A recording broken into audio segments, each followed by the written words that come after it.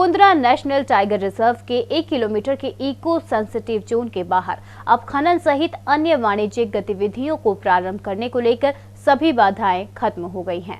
लोकसभा अध्यक्ष ओम बिरला के प्रयासों से वन, पर्यावरण एवं जलवायु परिवर्तन मंत्रालय ने इको सेंसिटिव जोन की सीमा 10 किलोमीटर से घटाकर 1 किलोमीटर करने के संबंध में अंतिम गजट नोटिफिकेशन जारी कर दिए हैं। मंत्रालय के इस कदम के बाद अब 1 लाख लोगों से अधिक को फिर से रोजगार की राह प्रशस्त हो गई है।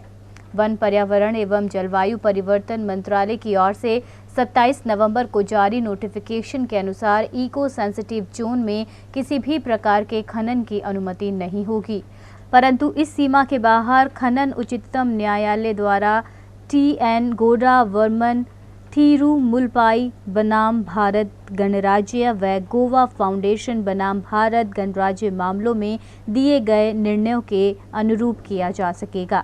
इसके अतिरिक्त इको सेंसिटिव जोन में प्रदूषण नहीं फैलने वाले उद्योग लगाने की अनुमति प्रदान की गई है।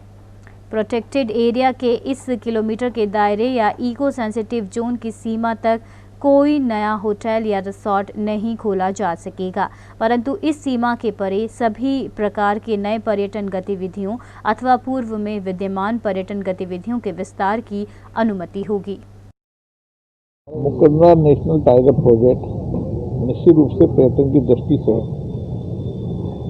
एक नई उपलब्धि है और काफी लंबे समय से मुकुंदरा नेशनल टाइगर प्रोजेक्ट का इको सेंसिटिव जोन की बाउंड्री वाल डिसाइड नहीं हुई थी। उसके कारण 10 किलोमीटर तक के क्षेत्र में खनन उद्योगों, अन्य उद्योगों, पर्यटन उद्योगों, सारी गतिविधियां बंद पड़ी हुई थी।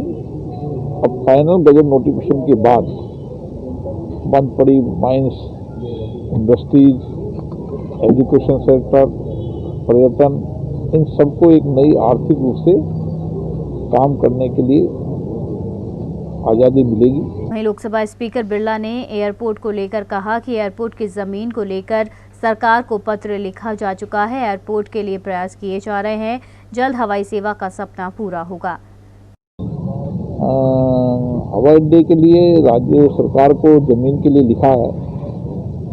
मेरी पिछली बार भी बैठक हुई थी, उस समय भी केंद्र ने पत्र लिखा है कि राज्य सरकार हवाई अड्डे के लिए जमीन तुरंत उपलब्ध कराए ताकि उस जमीन को कन्वर्ट होकर नई हवाई अड्डे बनने की मार्ग प्रशस्त हो सके।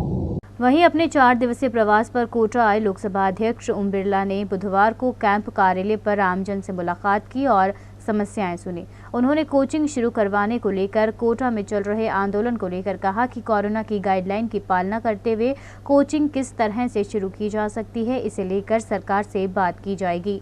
लोकसभा अध्यक्ष कोटा बूंदी सांसद ओम बिरला कोटा पहुंचे।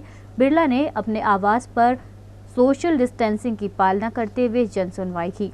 इस दौरान मीडिया से मुखातिब होते हुए लोकसभा स्पीकर ओम बिरला ने भाजपा की दिवंगत नेत्री किरण माहेश्वरी के आकस्मिक निधन पर दुख प्रकट करते हुए कहा कि दिवंगत किरण जी ने सारा जीवन सेवा में बिताया है, खासकर महिलाओं के लिए हमेशा कार्य करती रहीं।